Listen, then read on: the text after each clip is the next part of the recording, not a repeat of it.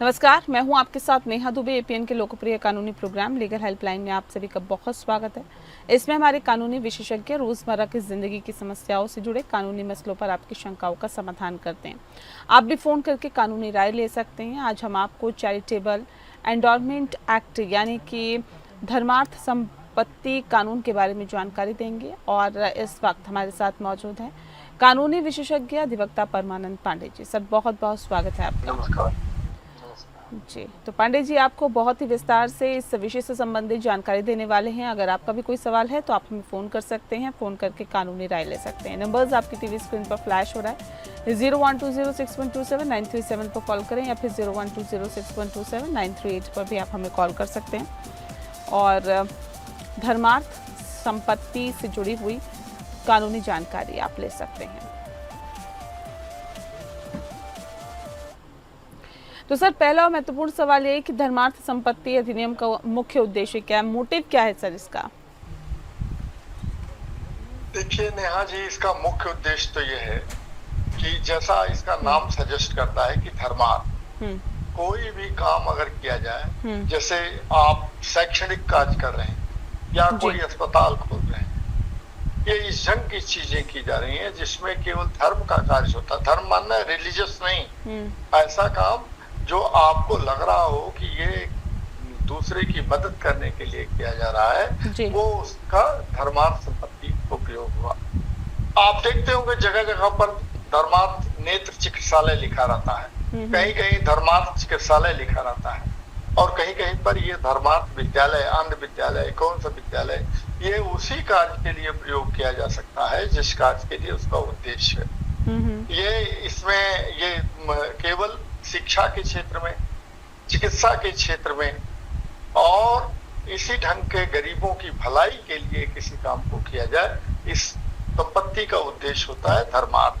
धर्मार्थ संपत्ति का धर्मार्थ उपयोग का मतलब आपने शिक्षा के क्षेत्र में किया, आपके बच्चों को पढ़ाने लिखाने के काम में खर्च किया, आपने उनकी चिकित्सा व्यवस्था के बारे में किया, आपने तमाम जगहों पर ऐसी लड़कियों की और ढंग की ऐसी स्थिति देखें कि उनको पढ़ाने की कोई व्यवस्था नहीं हो पा रही है और आप उनकी पढ़ाने की व्यवस्था करा रहे हैं, तो इसका उद्देश्य है ये धर्मार्थ काम का उपयोग किया जाना, यही इसका उद्देश्य है। और ये 1890 में जब कानून बनाया गया था, ये ट्रस्ट की तरह से था, जब इसका उद्देश्य यही था कि ऐसे लोग जो अपनी संपत्ति का उपयोग इस ढंग के गरीबों की भलाई के लिए और लोगों को चिकित्सा, लोगों को शिक्षा देने के काम में प्रयोग करें, इसलिए इसका नाम धर्मार्थ प्रॉपर्टी यानी धर्मार्थ संपत्ति का उपयोग हुआ एंडाउमेंट के लिए। ठीक है, कौन सी धर्मार्थ संपत्तियां इस अधिनियम के तहत आती है और इन संपत्तियों के बनाने और रजिस्ट्रेशन के लिए क्या प्रक्रिया रहती है, इसका प्रोसीजर क्या रहता है सर?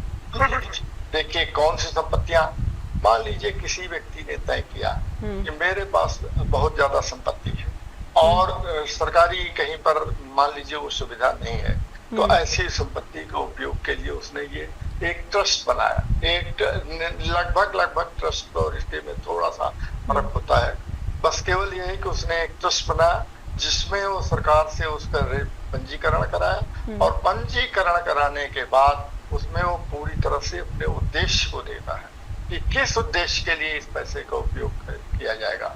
मान लीजिए हमारे पास बहुत सारी संपत्ति है, 50 एकड़ या 100 एकड़ जमीन है, 100 एकड़ जमीन हो गई तो हम क्या करने के लिए, वहाँ गौ सेवा के लिए या किसी चीज के लिए, पशुपालन के लिए हम उसका उपयोग कर लेते हैं, या हम ऐसा है हमारे पास इतनी संपत्ति है कि हम इसका उपयोग बच्चों की शिक्षा के लिए करेंगे, जिसका उपयोग और किसी काम के लिए नहीं किया जाएगा।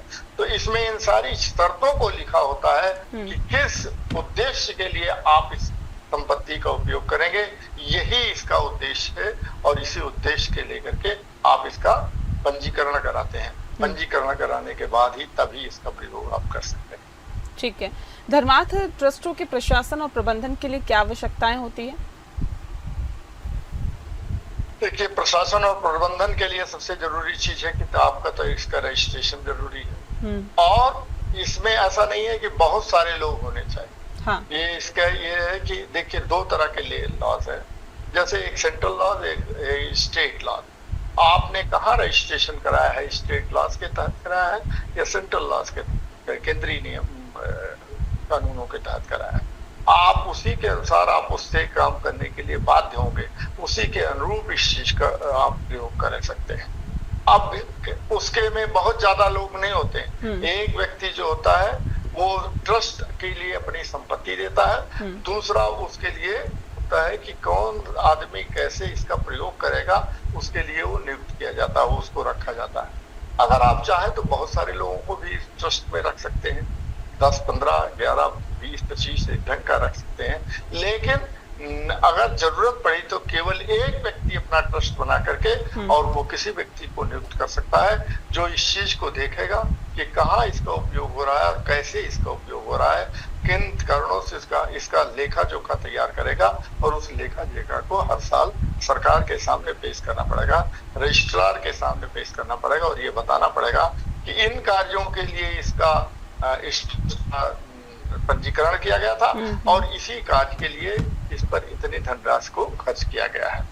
एक चीज और भी हम बता दें कि ये ट्रस्ट में ऐसा है कि इस संपत्ति को आप कभी इस ढंग का नहीं प्रयोग कर सकते हैं कि मुनाफा कमाने के और कहीं घाटा हो जाए कहीं। इसमें इस चीज को देखा जाता है कि ये संपत्ति आपकी सुरक्षित पड़ी हुई है, उस संपत्ति से जो आय होती है उसका ही व्यय करना होता है। ऐसा नहीं है कि संपत्ति को उठाएं, मान लीजिए हमारे पास 100 एकड़ जमीन इसमें ट्रस्ट में आई है तो हम 50 एकड़ जमीन बेच करके कोई और दूसरा काम कर दें, या एक हमारे पास 1 लाख रुपए आए हैं तो हम 50,000 रुपया कहीं और खर्च करते हैं, 50,000 रुपए इस ट्रस्ट में खर्च नहीं। इस ट्रस्ट में आपको यही सुनिश्चित करना होगा कि अगर इसके लिए 1 करोड़ या 1 लाख या 50 करोड़ रुपए दिए गए हैं तो वो सारा रुपया सुरक्षित रहेगा और इस रुपए का जो आप आमदनी होती है म्यूचुअल फंड के द्वारा या किसी ऐसी सुनिश्चित जगह से, उसी को ही आप इसका साल 10 साल में खर्च कर सकते हैं। इस पैसे को आप बर्बाद नहीं कर सकते। ये चीज का खास तौर पर ध्यान रखना। ठीक है। धर्मार्थ निधियों के निवेश और प्रबंधन के लिए क्या नियम होते हैं?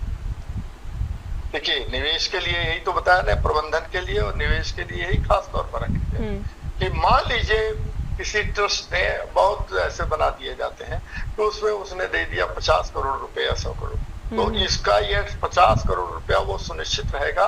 उस 50 करोड़ रुपए में आप हाथ नहीं लगा सकते हैं, लेकिन 50 करोड़ रुपए को अगर कहीं म्यूचुअल फंड में जहां पर कि वो सुनिश्चित है अगर वहां पर लगा दिया जाता है, जो उससे आमदनी होती है उसी का खर्च किया जा सकता है। और ऐसा नहीं है कि आपने कहीं ऐसी जगह पर लगा दिया कि बिजनेस करने लगे, बिजनेस में कभी घाटा भी हो सकता है और कभी मुनाफा भी हो सकता है। घाटा और मुनाफा की देखनी होगी, उसमें ये देखना होगा कि वो 50 करोड़ रुपया या 100 करोड़ रुपया वो 1 करोड़ रुपया अगर ट्रस्ट में बनाया गया है तो वह पैसा सुनिश्चित रहेगा, उस पैसे को आप कहीं इधर से उधर नहीं कर सकते हैं। यही चीज खास तौर पर रखी जाती है और उसी के लिए एक ऐसा व्यक्ति नियुक्त किया जाता है जो इस चीज को देखता है कि पैसा कहाँ खर्च हो रहा है और उसी की जिम्मेदारी होती है कि ये रजिस्ट्रार पंजीकरण के यहाँ पंजीकरण करने जहाँ कराया गया है वहां पर उसको ये देना पड़ता है लिख करके कि हम इसका उपयोग यहाँ पर किए हैं और इतना खर्च हुआ है और इस ढंग से इसका खर्च हो गया है और हमने जो इसका मूलधन है उसमें कहीं हाथ कोई नहीं लगाया है। जी ठीक है। धर्मार्थ ट्रस्टों के पर्यवेक्षण और निगरानी के लिए क्या प्रावधान है? धर्मार्थ ट्रस्टों के पर्यवेक्षण के लिए और निगरानी के लिए सबसे जरूरी चीज तो ये देखिए एक्ट में है कि कोई भी जो ट्रस्टी है वो इनसे हिसाब किताब मांग सकता है, वो बताएगा कि हमने कहाँ खर्च किया था। तो जितने ट्रस्टी लोग हैं वो उस कार्य में बात कर सकते हैं कि इस कार्य के लिए इतना पैसा मिला था और इस व्यक्ति ने दिया था और इस पर ये ट्रस्ट बना, तो इसका कहाँ खर्च किया गया है आप इसके बारे में बताएं। और सरकार की तरफ से एक हमेशा पर्यवेक्षक नियुक्त किया जाता है और वो पर्यवेक्षक का काम होता है कि उस चीज की जांच देख करता रहे और साल दर साल उसकी रिपोर्ट देता रहे कि ये जहाँ खर्च किया गया है पैसा वो ट्रस्ट में प्रोवाइडेड है, यानी ट्रस्ट में इस चीज का उल्लेख पूरी तरह से रखा गया है कि इसी कार्य पर खर्च किया जा सकता है, इसके इतर नहीं खर्च किया जा सकता है। तो आप इस चीज को ये देख लीजिए कि उसके पर्यवेक्षण के लिए सरकार द्वारा एक नियुक्त व्यक्ति होता है जो उसका पर्यवेक्षक का काम करता है और उसमें यही सुनिश्चित वो करता है कि पैसे का ठीक ढंग से उपयोग किया गया है, इसका उपयोग किसी इतर कार्य के लिए नहीं किया गया है, ये देखा तो। जी, ठीक है। अधिनियम के प्रावधानों का उल्लंघन करने पर क्या परिणाम होते हैं?